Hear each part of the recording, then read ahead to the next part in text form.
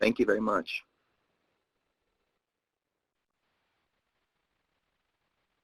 All right. Looks like I have control here. So I want to start before we dig into the presentation itself and just spend 1 minute to thank the companies. We've really seen a lot of people and a lot of companies stepping up and helping out during the current COVID crisis, and seen some great deeds by the applicants themselves. And so I really want to call attention to that and thank the companies who have been extremely responsive and really, in many cases, stepping up and looking in the best interest of the public during this time.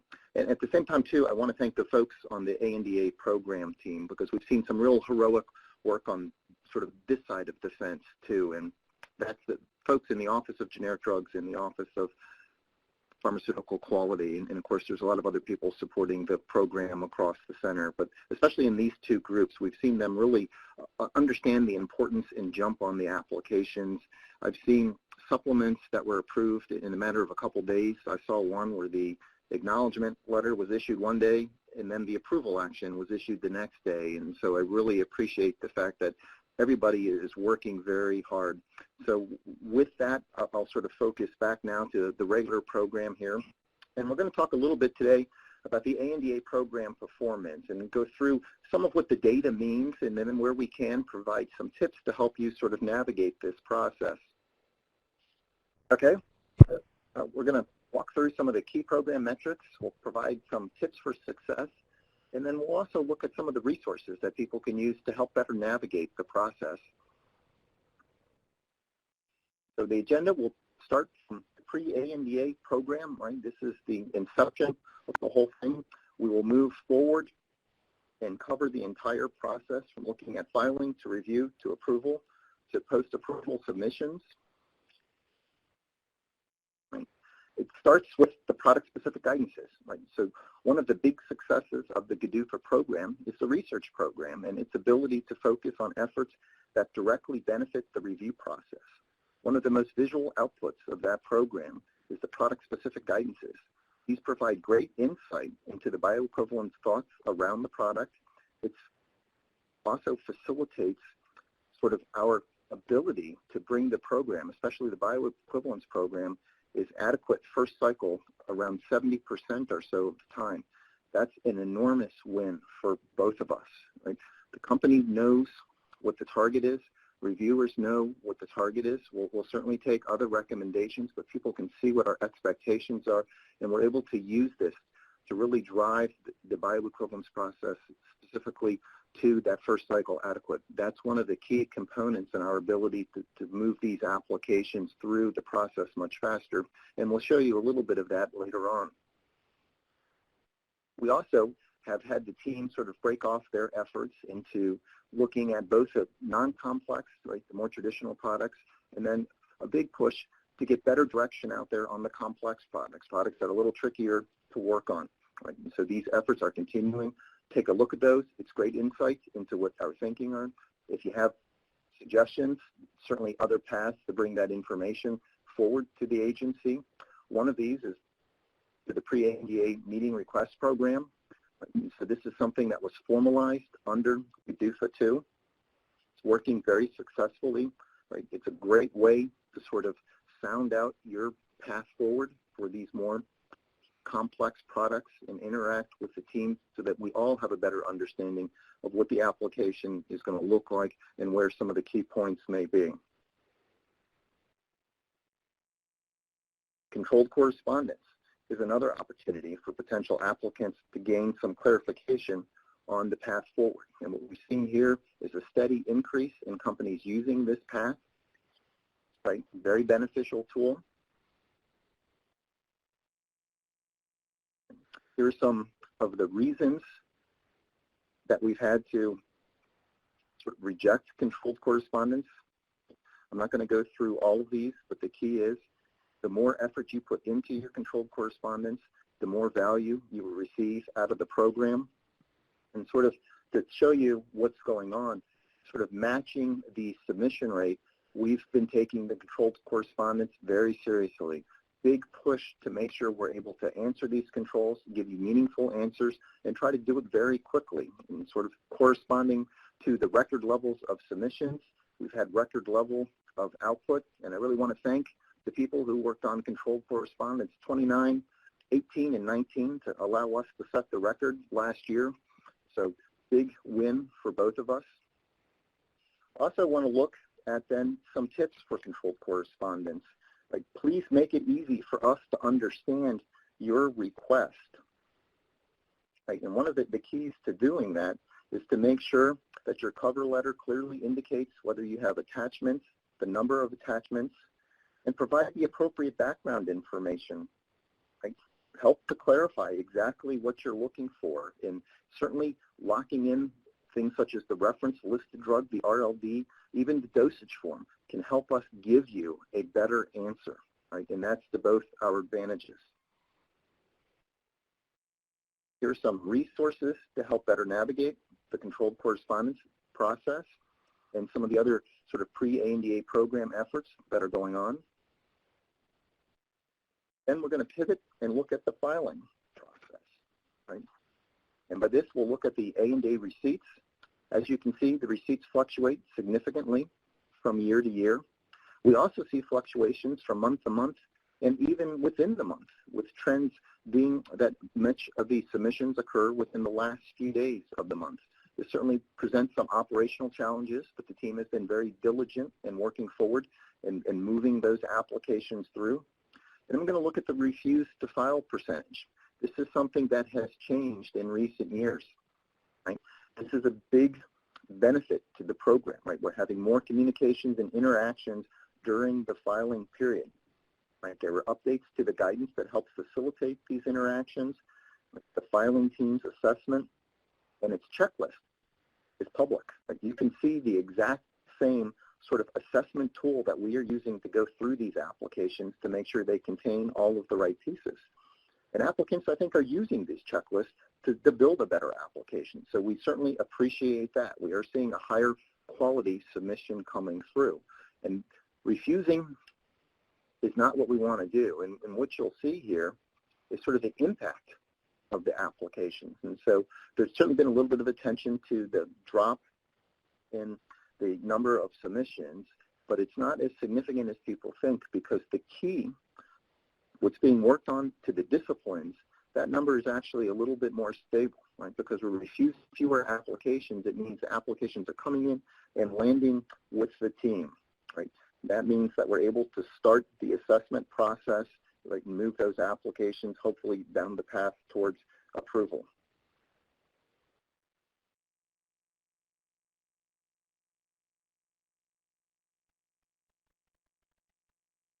Talk a little bit about the impact of refusing applications. Right? This is not the desired state. Right? We don't want to refuse applications. That's not helping us meet our mission. Right?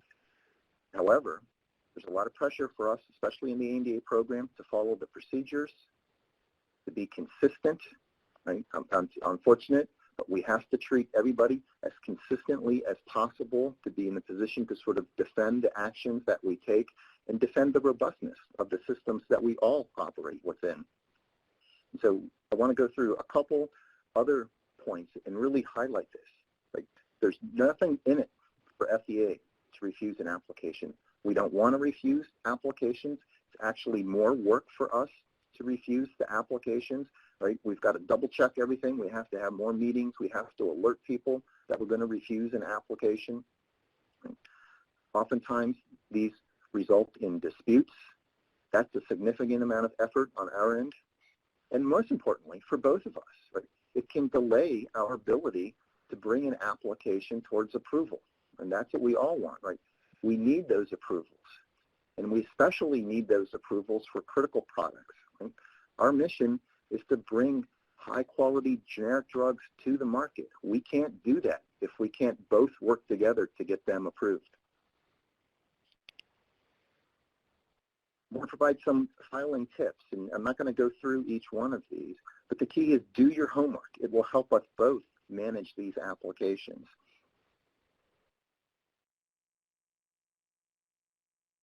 Now we're going to shift gears and look at the actual submission, right? And invest in a quality application. We can't say that enough, right? Do it right. This will help us both. It saves you time. It saves money in terms of the filing fees, delayed market entry. And one of the tips to help us sort of better navigate your submission is to make sure the cover letter is clear, right? And it tells us what's in the submission. Knowing what's in the submission allows us to assign the submission to the correct team members. Hidden information is a common reason for stress within the team, missed goal dates, and approval delays, right? And so help us mitigate these circumstances. And so here, we'll provide some sort of tips specifically on the submission. When you're referencing what we call the pre-submission facility correspondence, please clearly submit that and make sure it ties in directly to the actual application, right? We want to keep these two documents in alignment. The same set of facilities in the PFC should be matched in the ANDA itself. And that's going to allow us to move these packages forward and reduce the time to approval. Note in the PFC and the subsequent ANDA the priority request, right? If it's not a priority application that you intend to submit, then you shouldn't be using the PFC process. At the same time, when you submit that PFC, make sure you justify the priority request and then repeat that at the time the ANDA is submitted. These will go a long way to help facilitate us processing the application. And also, please note if that application is part of the pre-ANDA program, right? As you already know, there's some extra sort of care and feeding that goes on to those companies. And so if we can figure that out up front, we can start to arrange mid-cycle meetings and those kind of opportunities for the companies that have the appropriate submission. Now, another thing to think about is who's going to be doing the review, right? We call that the assessor. What are they looking for? And let's help to make sure they get that. And so do you want your assessor searching for the data, or do you want them evaluating the data? Consider what we're going to be looking for and provide that.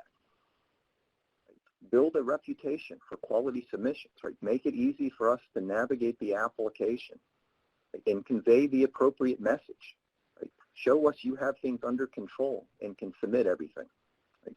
And when you're looking at the actual data, right, remember, the assessors, they love to analyze data. That's what it's all about for them. So give it to them. Make sure it's completely presented. Don't have any gaps. Use clear labels and figures. Make it easy to read and compare. Make sure your data supports the overall story of the application.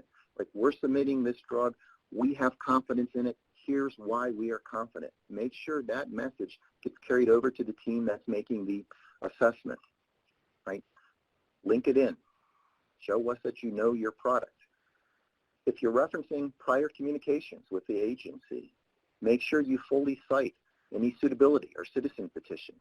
Use the appropriate docket number, right? That will help us both be looking at the same information at the same time and using that to sort of help your application move forward. If you're citing a controlled correspondence, again, make sure you have the original request and our response built into the application. And then again, if you've had meetings with the agency, like, reference those, make that very clean. And show us the value for today. Don't reference something that doesn't have value or where you have changed sort of the base of your application after meetings or after controlled correspondence, right? Make it as easy as possible for us to understand you have things under control. If you need to deviate from a guidance, perfectly acceptable, right? There's a lot of value for us to understanding how you're thinking by showing us these deviations, but clearly note that you're deviating, right? Make it rational, right? Here is why I think this alternate approach makes sense, right? Explain through data, right? Think about your audience again. They're going to want to look at the data. You're making a proposal, back it up with the numbers. Say what you do what you say, prove it, improve it, right? Show us that in the application. Show us that you know your product. Capture that knowledge. Meet the criteria, right? Oftentimes we're stuck. You haven't met all the regulatory criteria. We're forced to give you a complete response letter. Comply with any requests you get from the team, right? completely address the deficiencies, right? Don't race to get it in. Do it right. And then repeat all of this for your contractors. It's very important to understand contractors have an equal role in your success through this process. So use responsible contractors, especially with the drug master file, some of these other key aspects of your product. Communicate with those, right? Make sure they know your key dates. You know what they're submitting, when they're submitting. FDA shouldn't be the link between these two parties, right? Make sure you know and list all the facilities that are going to be used. And here's sort of a staggering statistic from our friends in the Office of Pharmaceutical Quality. 25% of the DMFs that companies are relying on have hidden facilities. That has enormous consequences for our ability to move forward on an application. At minimum, it's going to trigger another amendment coming in. That's going to impact the goal dates. So here's some additional resources to help sort of navigate through that process. Now we're going to pivot and look at the mid-cycle communications, right?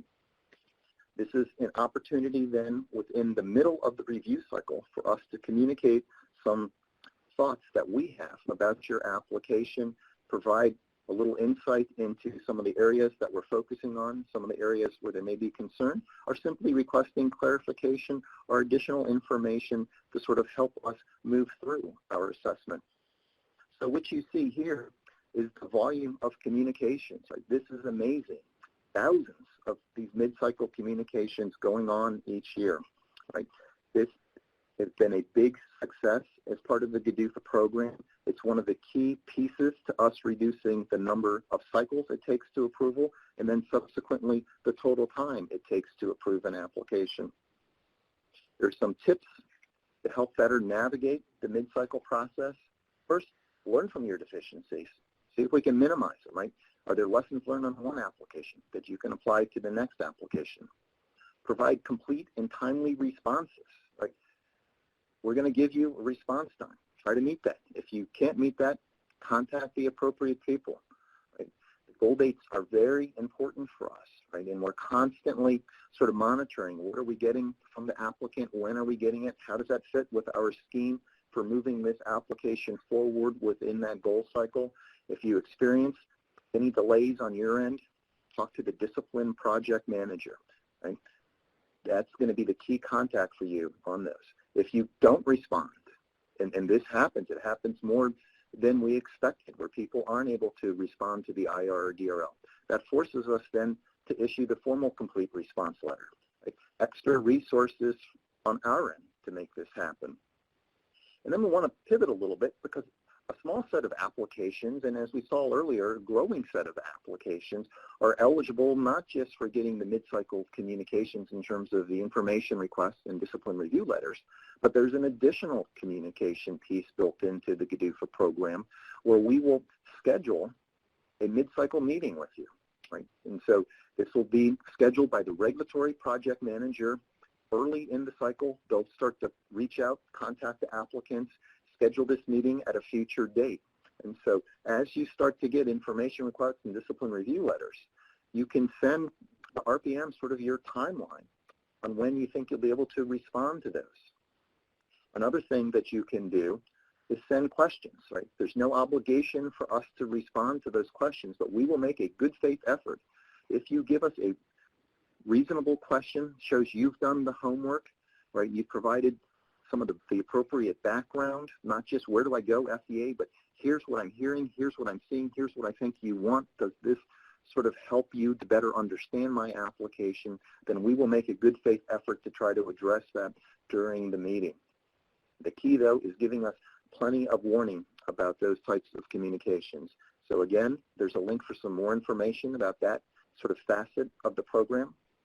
Now we'll focus on the end cycle communications. What you see here are the complete response letters, right? Now a little bit of history, even before the complete response letters were sort of fully implemented through GDUFA 1. And see, again, like several other aspects of the program, big increase in the amount of communications. And this shows you how the applications are flowing through the program. right? This is happening at a much better pace than it was historically. The complete response tips, right? Let's take advantage of this. Again, learn from your deficiencies, right? A lot of overlap with the early communications. Don't provide extraneous information. If we ask you a simple question, can you provide data point X? Give us that. Give us X. Don't give us the entire alphabet. If you send more in, we're obligated to look at it, right? And that look may cause us to ask other questions, right? And so give the reviewer exactly what he or she's looking for. Be accurate. Be consistent, right? Your response should tie into that bigger story of the application that we're both working through. Be timely, right? Help maintain our momentum. Right? People sort of don't understand how the team works on an application when they have a formal response that goes out. Right? That team now has to grab a new application and start working on it. So the quicker you can respond, the more we can maintain the momentum, the energy, and it's much easier and better for the team. Get those responses, get them back into play while it's fresh with the reviewers. Use these tips to hopefully close out your next cycle with an approval. Right? That's what we all want. And then we'll expand a little bit because we want to highlight a couple other aspects that people can sort of utilize better to help the flow of their application. First, be very focused on the timing of your changes. Right? And unsolicited changes from the applicant or even from your drug master file holder have significant consequences, right, to our ability to move forward with the application. Be diligent. Watch for the external changes. Right? The reference listed drug could make labeling changes. United States Pharmacopoeia could be updated. Those are the type of changes you need to be on top of. Submit the updates to your application as soon as those changes are made. Don't wait for the invitation from the program to do that. Jump on those. Right? The faster you make that change, the better it is for you. We can't say it any easier than that. People oftentimes wait for us. Don't wait. Send it in. Right? And then if you have a tentative approval and want that to be converted to a full approval, right, send those in 3 months prior to that anticipated full approval date. There's some resources here, and really the key, instead of providing a bunch of links, if you need to navigate your application, the best resource is Regulatory Project Manager, right? If you can't reach the project manager, right, they're off on other activities. We post the team leaders and the supervisors. All of that's available. You should have no trouble sort of working through the regulatory project management structure. These are the people who know best about what's happening with your application and what the impact would be for changes and things of that nature. So use them, right? That's their job. They are your champion for your application, and they are dedicated to moving these applications forward. So I won't go through all of these different points, but here's where there's more value in talking to the project manager, right? There's different time frames where it does make sense to reach out to the project manager. And in many of these cases, the project manager will be proactive in reaching out to you and say, hey, it looks like we're going to have a miss date. Here's what's going on. Here's when we anticipate being able to provide sort of the response. At the same time, there are a couple cases where it's very limited value to reaching out to the project manager, right? Oftentimes we get people asking for the status of their application a couple weeks after it was received, right? In normal circumstances, we're not going to have that information right away, right? And so be conscientious and respectful of the project managers, right? And try to use them when it's appropriate. They will work with you. They will be your advocates within the process. Then, of course, right, the approvals. This is what everybody is racing to get, right? We want these, you want these. What we can see is the program really has taken the ability to process the applications to that next level. The approval numbers are certainly a great reflection of the success that we have.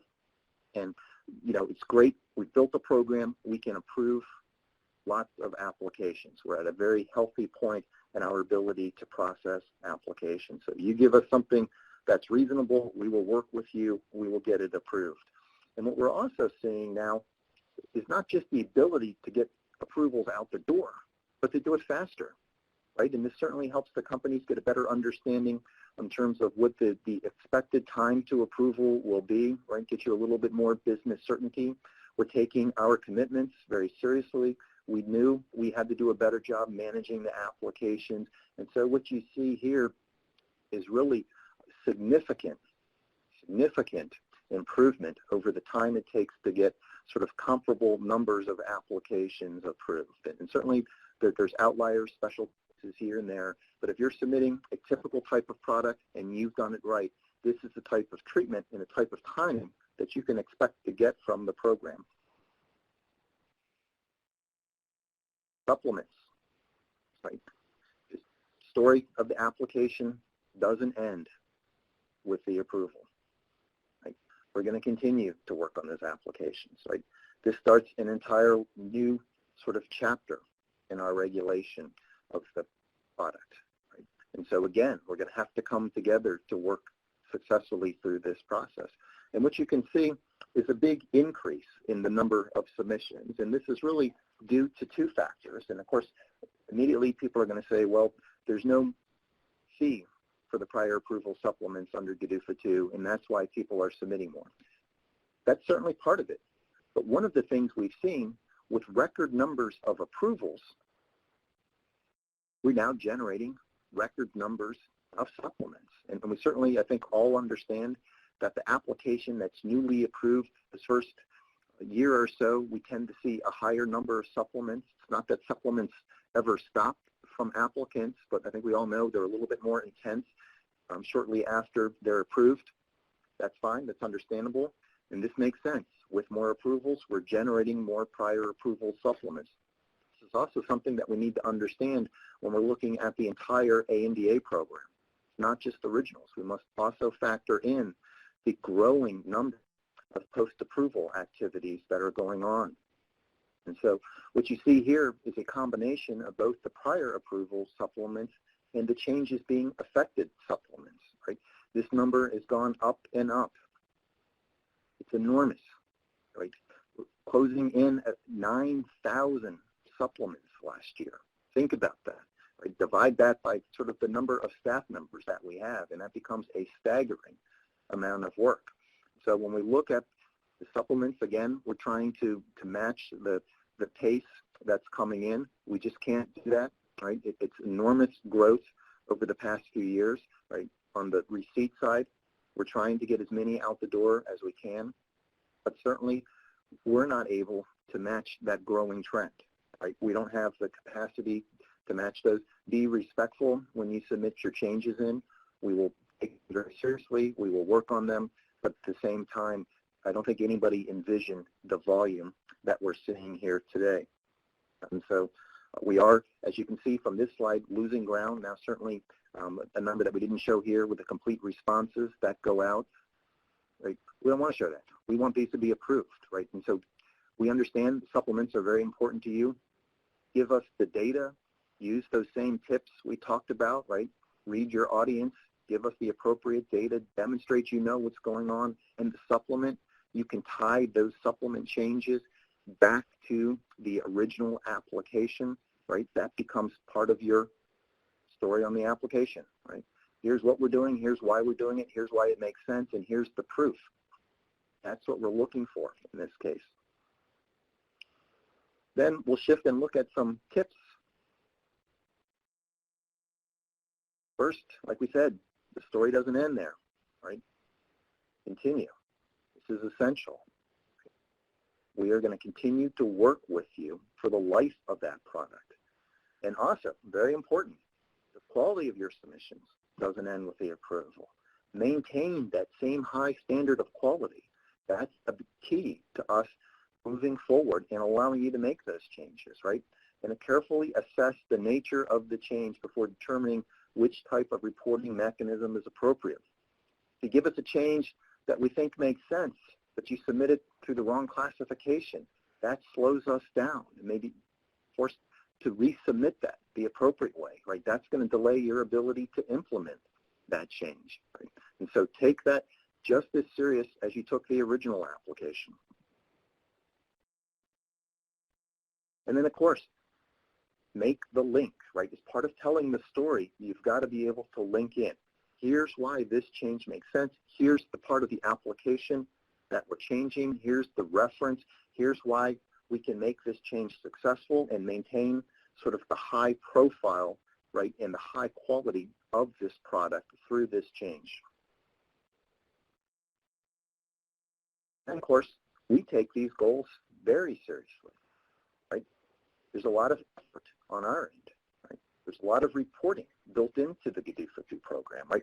We're proud of where we are. We know we're not perfect. We're continuing to fine-tune and improve the program. And we will give you reports, right? We're happy to show what's going on. We want there to be transparency, right? So you see a wide range of reports, from monthly reports and some of the key statistics, a little bit expanded for the quarterly reports.